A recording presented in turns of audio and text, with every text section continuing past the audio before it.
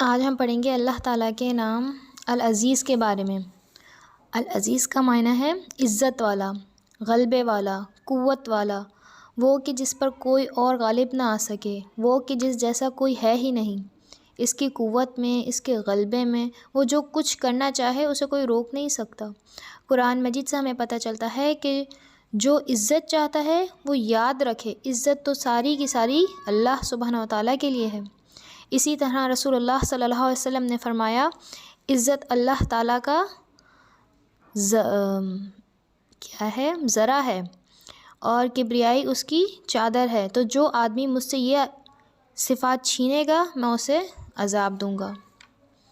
یعنی کوئی شخص اگر خود بڑا بننا چاہے یا عزت کی وجہ سے اللہ سبحانہ تعالیٰ کی نافرمانی کرے، یا یہ سمجھے کہ اگر وہ اللہ تعالیٰ کی فرمانبرداری کرے گا تو اس کی عزت میں کچھ کمی آ جائے گی، تو یہ چیز اللہ تعالیٰ کو ناراض کرنے والی ہے۔ اللہ تعالیٰ عزت والا بھی ہے اور عزت دینے والا بھی ہے، یعنی جو لوگ اس کی فرمانبرداری کرتے ہیں، اطاعت گزار ہوتے ہیں، وہ انہی کو عزت بخشتا ہے۔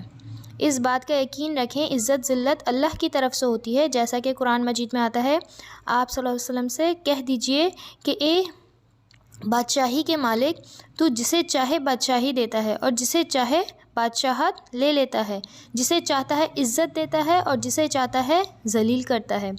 تیرے ہاتھ میں ہی ہر بھلائی ہے، بے شک تو ہر چیز پر پوری طرح قادر ہے۔ دنیا کے علاوہ آخرت کی رسوائی سے بھی ڈرنا چاہیے، کیونکہ آخرت کی رسوائی تو پوری دنیا کے سامنے ہوگی اور جہاں کوئی بھی بچانے والا نہ ہوگا، مطلب ساری انسانیت کھڑی ہوگی، اور اگر آپ کے نامہ اعمال بائیں ہاتھ میں مل گئے تو رسوائی ہی رسوائی ہے، ہر ایک کے سامنے ہوگی وہ۔ تو انسان کی اصل عزت کس میں ہے؟ اللہ کی فرمانبرداری میں، اس کی فرمانبردار بننے میں۔ اللہ سبحانہ تعالیٰ جس سے محبت کرتا ہے اور جسے عزت دیتا ہے، تو جبریل علیہ السلام کو پکارتا ہے آسمان میں اور اس کو بتاتا ہے میں فلاں بندے سے محبت کرتا ہوں، تم بھی اس سے محبت کرو، تو جبریل علیہ السلام اس سے محبت کرنے لگتے ہیں۔ پھر وہ آسمان والوں کو پکارتے ہیں، اللہ تعالیٰ فلاں بندے سے محبت کرتے ہیں، تو تم بھی اس سے محبت کرو، تو آسمان والے بھی اس سے محبت کرنے لگتے ہیں، اور یہ سب عزت اور محبت دنیا میں اتار دی جاتی ہے۔ ہر انسان عزت کا طلبگار ہوتا ہے، سب کو عزت چاہیے ہوتی ہے، عزت نفس سب کے ہی پاس ہوتی ہے، اور وہ چاہتا ہے کہ لوگ اس کی عزت کریں۔ تو وہ کون سے کام ہیں جن کو کرنے سے اللہ تعالیٰ، اللہ رب العزت عزت دے گا، اور کون سے کام ہیں جو رسوائی کا سبب بنیں گے؟ سب سے پہلے جو اسلام میں داخل ہو جائے وہی عزت کا باعث بنتا ہے۔ رسول اللہ صلی اللہ علیہ وسلم نے فرمایا، یہ دین ہر اس جگہ تک پہنچ کر رہے گا جہاں تک دن اور رات کا سلسلہ جاری ہے، یعنی زمین کے ہر کونے تک۔ اللہ کوئی بھی کچا یا پکا گھر اپنا نہ چھوڑے گا جہاں اس نے دین داخل نہ کر دینا، خواہ اسے عزت کے ساتھ قبول کر لیا جائے یا ذلت کے ساتھ روک دیا جائے۔ عزت تو اصل میں وہ ہوگی جو اللہ اسلام کے ذریعے عطا کرے گا، یعنی اللہ کی بات کو قبول کر کے انسان کو عزت ملے گی۔ مجھے یاد ہے جب میں طواف کرنے گئی تھی، تو طواف کے دوران اذان شروع ہو گئی تھی، فوراً وہاں پہ صفیں بننا شروع ہو جاتی ہیں جیسی اذان ہوتی ہے، جو جہاں کھڑا ہوتا ہے وہ وہیں اپنی صفیں بنانا شروع کر دیتا ہے۔ لیکن یہ ہوتا ہے کہ جو کعبہ کا نزدیکی حصہ ہے وہاں صرف مرد حضرات ہوتے ہیں وہاں صرف مردوں کی جو ہیں وہ صفیں بنتی ہیں، اور عورتوں کا پورشن پیچھے کی طرف ہوتا ہے۔ تو میں اس حصے سے اتنی دور تھی کہ مجھے وہاں تک پہنچنے میں 15 منٹ لگنے تھے پھر اتنے میں ایک عبایا والی خاتون آئیں، اور مجھے نہیں پتا ان کی زبان کون سی تھی، ان کا اسکن کلر کیا تھا، اوپر سے نیچے تک صرف عبایا کا کالا رنگ نظر آ رہا تھا۔ وہ چلتی جاتی اور مرد بیچ سے رستہ چھوڑ کر سائڈ پر ہوتے چلے گئے مجھے پہنچنے میں جہاں 15 منٹ لگنے تھے وہاں انہوں نے مجھے 2 منٹ میں پہنچا دیا۔ اتنی عزت کیوں تھی ان کی؟ اتنے ہجوم میں سے وہ مجھے نکال کر لے آئیں، ذرہ برابر بھی کسی کا ہاتھ ٹچ نہیں ہوا، سب نے اتنا زیادہ فاصلہ چھوڑا تھا۔ پتہ ہے کیوں؟ ان کے گل میں میں نے ایک بیچ دیکھا تھا، وہ اللہ کی گھر کی مینجمنٹ سنبھالنے والی جو عورتیں ہوتی ہیں وہ صرف ان کے گلے میں ہوتا ہے۔ پھر مجھے سمجھ آیا یہ اللہ والی ہیں، ان کی عزت ان کے لباس کی وجہ سے یہ پہچان لی گئیں، اس کارڈ کی وجہ سے یہ پہچان لی گئیں کہ یہ اللہ والی ہیں۔ سب نے ان کو بیچ سے ہٹ کے راستہ اسی لیے دیا کہ یہ اللہ والی ہیں۔ کیا خوب اس نے اس اللہ کے احکام کو تھاما ہوا تھا کہیں سے ایک نقطے جتنی بھی اس کی جو اسکن کلر ہے وہ میں نہیں دیکھ سکی وہ کیسی ہے۔ صرف بلیک کلر تھا اور ایسا لگ رہا تھا بس ایک بلیک عبایا ہے جو چلتا جا رہا ہے۔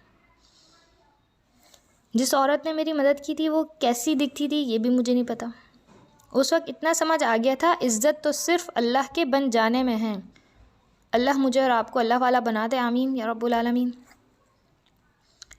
نبی کریم صلی اللہ علیہ وسلم کا فرمان ہے، خیرکم من تعلم القرآن وعلمہ، تم میں بہترین ہیں وہ جو قرآن سیکھیں اور سکھائیں۔ یعنی اس دنیا میں کتنی جابز ہیں، کسی نے اپنی زندگی ڈاکٹر بن کر انسانیت کے لیے وقف کر دی، کسی نے اللہ کی قدرت کی کھوج میں لگا رکھی ہے، ہر شخص کچھ نہ کچھ کر ہی رہا ہے۔ ان سب میں بہترین کام کون کر رہا ہے؟ جو قرآن سے جڑا ہوا ہے، چاہے وہ کسی بھی شعبے میں ہو، فرق نہیں پڑتا۔ مثلاً اگر کوئی میتھس کی ٹیچر ہے تو اس کے ساتھ وہ اپنے عمل سے قرآن کے ذریعے بچوں کی تربیت بھی کر سکتی ہے۔ بچے اپنی ٹیچر سے بہت زیادہ مانوس ہوتے ہیں، تو جو باتیں بچے اپنے شیئر کرتے ہیں ان باتوں میں ہی انہیں کچھ نہ کچھ سکھایا جا سکتا ہے۔ انجینئرز اپنے کولیگس کے ساتھ بہت سی باتیں شیئر کرتے ہیں تو انہیں کوئی قرآن کی آیت سکھائی جا سکتی ہے، بتائی جا سکتی ہے۔ اور دوسری بات یہ کہ ہم خود قرآن کو بار بار پڑھتے رہیں۔ صرف پڑھانے والے بہترین نہیں ہیں، پڑھنے والے بھی بہترین ہیں، کچھ نہ کچھ سیکھتے رہیں۔ تھوڑا ہی صحیح پر پڑھتے رہنا چاہیے نا روزانہ قرآن کو، کیونکہ بہترین وہی ہیں جو قرآن کے ساتھ جڑے ہیں، یا تو وہ پڑھا رہے ہیں یا وہ پڑھ رہے ہیں۔ پھر نمبر 2 ہمیں اس صرف سے یہ پتہ چلتا ہے جو شخص اللہ کی رضا کے لیے جھک جائے اللہ اسے بھی عزت بخشتا ہے۔ عزت والا رب ہے نا، جس کے پاس جو چیز ہوتی ہے وہ وہی عطا کرتا ہے۔ عزت والے رب کے پاس ہی ساری عزت ملے گی ہمیں، تو وہ عزت ہی بخشتا ہے کسے؟ جو اس شخص کے لیے جو اللہ کی رضا کے لیے جھک جائے۔ بھلے انسان کے ساتھ زیادتی بھی ہو رہی ہو لیکن وہ اس موقع پر صرف اللہ کی رضا کے لیے خاموش رہتا ہے اور جواباً کوئی ظلم و زیادتی نہیں کرتا، اپنی انا کو پیچھے رکھ کر اللہ کو راضی کر کے اللہ کی رضا کو آگے رکھتا ہے۔ ایسے شخص کو اللہ عزت بخشتا ہے۔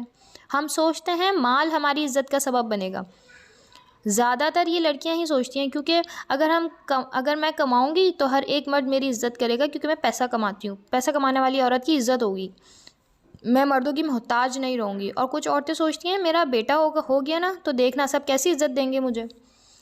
تاریخ ہمیں بتاتی ہے فرعون، ابو لہب، ابو جہل، ان سب کا کیا ہوا؟ یہ بے پناہ عورت، مال و دولت والے تھے، بے پناہ بیٹے تھے ان کے ساتھ کیا ہوا؟ فرعون کے پاس بے پناہ دولت تھی، پر قیامت تک ذلت کے طور پر یاد کیا جائے گا نا اس کا نام، رامسیس، ایک ذلت کے طور پر اس کا نام لیا جاتا ہے۔ ابو لہب کو اپنے بیٹوں پر بہت ناز تھا، مکہ کا کیسا مالدار آدمی تھا وہ، لیکن کیا ہوا اس کے ساتھ؟ اللہ نے اس کے بارے میں کیسی آیات اتاری؟ تبت یدا ابی لہب وتب، ٹوٹ گئے دونوں ہاتھ ابو لہب کے اور وہ برباد ہوا۔ اس کا ہر عمل جو ہے، اس کا جو مال ہے جو اس نے کمایا، نہ وہ اس کے کام آیا، نہ اس کی اولاد اس کے کسی کام آئی۔ یہ ساری مثالیں ہمارے سامنے ہیں، نہ تو مال کام آیا، نہ مال نے عزت بخشی، نہ اولاد نے عزت بخشی۔ تو ہم یہ کیوں سوچ لیتے ہیں کہ اگر میں کمانے نکل گئی اور پیسے آ گئے میرے پاس تو میرے پاس بہت زیادہ عزت آئے گی، ہر کوئی میری عزت کرے گا۔ عزت کا تعلق نہ پیسے سے ہے نہ مال سے ہے، عزت کا تعلق ہے اللہ کے بن جانے سے، اللہ کے آگے جھک جانے سے۔ یہ ساری مثالیں ہمارے سامنے عبرت کے لیے ہیں تاکہ کی پیروی نہ کرنے لگ جائیں۔ عزت کس میں ہے؟ اللہ کی اطاعت میں۔